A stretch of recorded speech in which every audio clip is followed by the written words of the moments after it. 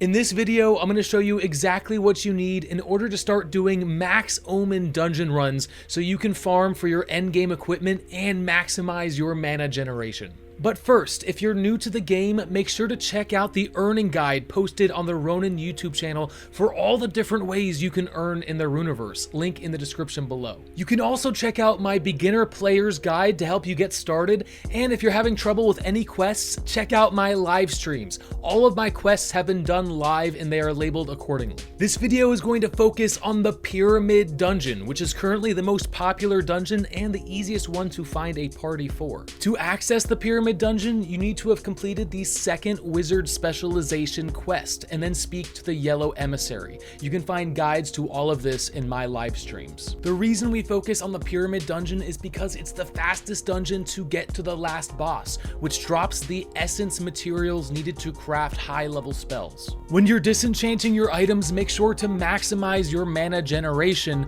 by filling every single slot at the temple to increase your multiplier and making sure you have a mana boost potion active. When following these rules and disenchanting high-level spells, your mana return should look something like this. Just keep in mind that the more stats or affixes your equipment has when you disenchant it, the more mana you'll get in return. Now, you're going to need to be at least level 25 to start doing Omen runs, and Omens are important because the more Omens you have active, the higher your reward will be for killing monsters. And to finish this dungeon with all Omens activated, you're going to need a 4-person party with 1 tank, 1 healer, and 2 DPS. And quick tip, since most players are using DPS builds, if you are a tank or a healer, it makes you a very hot commodity and you are much more likely to find a party. Now, before we talk about builds, just know that none of this is best in slot, but will work and is fully accessible to anyone who is level 25 and ready to start doing dungeon runs. And as you begin completing more dungeon runs, you'll begin finding the recipes and materials needed to start crafting even better gear. Now, let's talk about the DPS build. For this, you're going to want the full Kurama Demon Armor set, which maximizes your strength and speed. For the Demon Scythe, you can get a one-time recipe by completing the Bunny Quest guide in my live streams.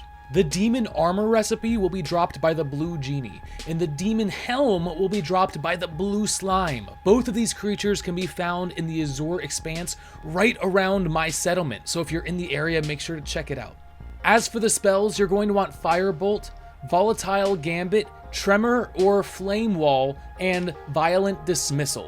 Or if you've already collected it, you can use the Ignition Fist cantrip from the Wizard Specialization quest. And if you do use Ignition Fist, you're definitely going to want to use Flame Wall instead of Tremor in this situation. The biggest tip I can offer when playing this build is to not use your Violent Dismissal until the enemy is below 50% HP, or else it will just do nothing. You can also consider using the full Assassin set for high crit chance for this build as well. For the healer build, you're going to want this set of spells: Leech Blossom, which is dropped by one of the enemies within the Hollow Tree dungeon, Wild Call, Brief Respite, and Sylvan's Embrace, which you'll receive from completing the Wizard Specialization quest. For the equipment, you're going to want Galactic Armor, Galactic Band, and the Raven Staff.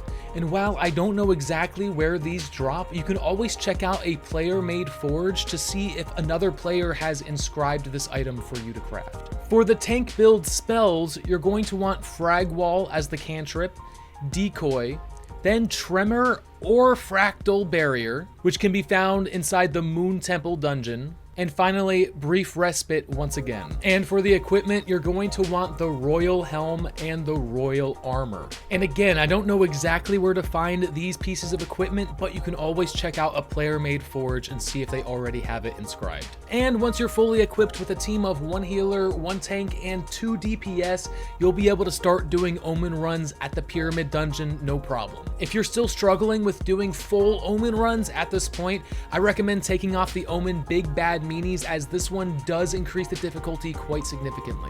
But regardless, now you'll be able to farm for the materials you need to craft your endgame gear and spells to perfect your build even more. So make sure to like and subscribe, because I'll be making plenty more guides on your endgame builds in the future. And until then, happy farming, and I will see you in the next one.